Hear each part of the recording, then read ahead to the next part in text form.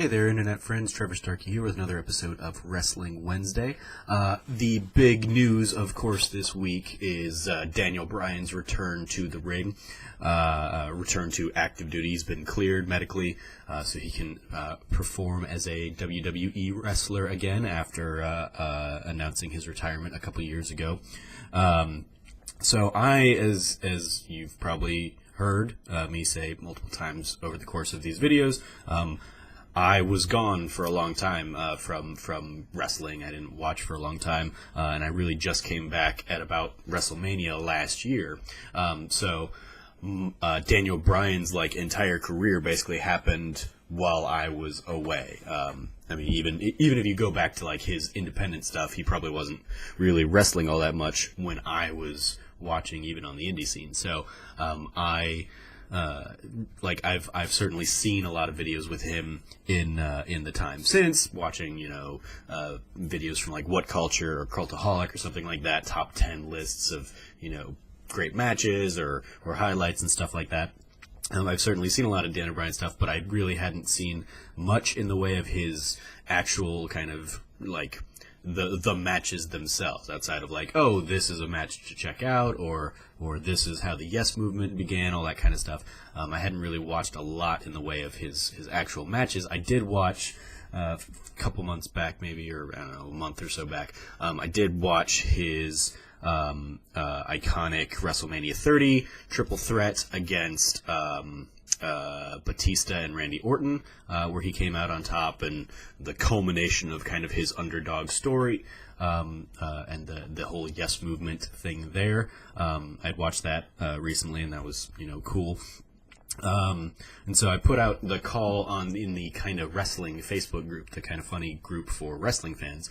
I put out the call saying hey, I've never really watched Daniel Bryan stuff, so can you guys give me recommendations on what to watch? And a lot of people pointed me to the WWE Network's kind of highlight reel of Daniel Bryan, and so I checked in on a few matches on that today. Basically, is what I've been kind of doing.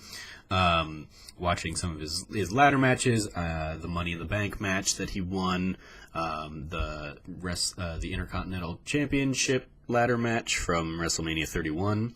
I watched the match against Triple H from WrestleMania 30 that allowed him to be in the main event of that match. It's been kind of cool, kind of seeing that and kind of familiarizing myself with his performance. So above all else, I think the story is really compelling there. From kind of the underdog Yes Movement, small guy, making it in the biggest promotion in the world, kind of against all odds and against what the company wants, but they actually acquiesced to what the fans wanted and kind of gave him that push. So he's very much kind of the anti-Roman Reigns kind of character. And so it's interesting now having him back, especially at this time where Roman is being pushed and presumably going to win the WrestleMania, the Universal Championship at WrestleMania. It's interesting seeing Daniel Bryan come back into the fold, immediately get all sorts of cheers and crowd applause on SmackDown this week, and immediately also start taking headshots again with kicks to the head from Sami Zayn and Kevin Owens. It's still knowing that so much of why he was on the bench is cranial related. Seeing him take those headshots, it's oh man, it's still a little cringy, but they've cleared him, so presumably he's good for it. It'll be exciting to see him. Presumably, you assume in a him and Shane McMahon versus Kevin Owens and Sami Zayn match at WrestleMania.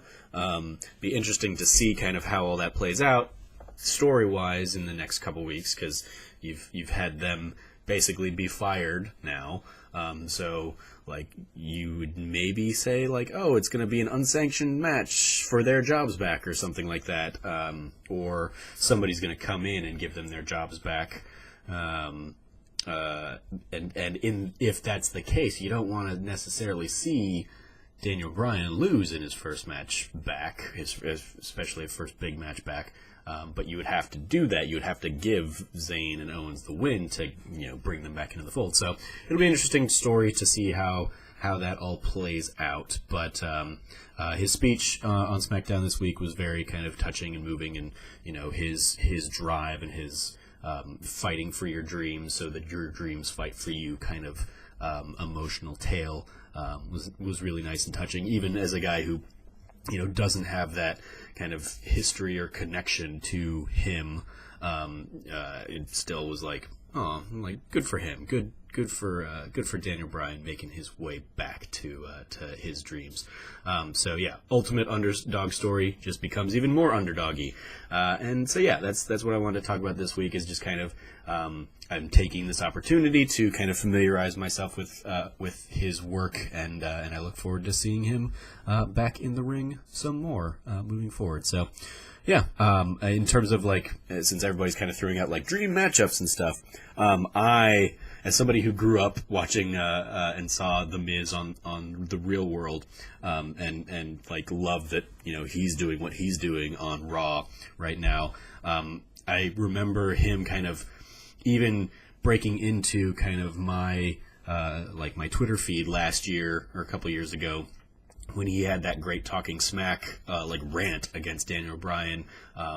And I love that his character has basically hijacked all of Daniel Bryan's moves. So the feud between Daniel Bryan and The Miz is probably the one I am most looking forward to from a storytelling perspective, just because I think that'll be an incredible payoff for all of the for both performers, both The Miz kind of getting to really amp up that heel character again, and Daniel Bryan, presumably getting the ultimate vindication, and kind of throwing it back at The Miz that I'm back, I fought back just for this to take my stuff back, and all that stuff. So that's kind of the dream match that I'm most looking forward to. But you also, of course, have a whole myriad of other opportunities opened up now. So those are my thoughts on Daniel Bryan returning to the ring, returning to active duty, being cleared.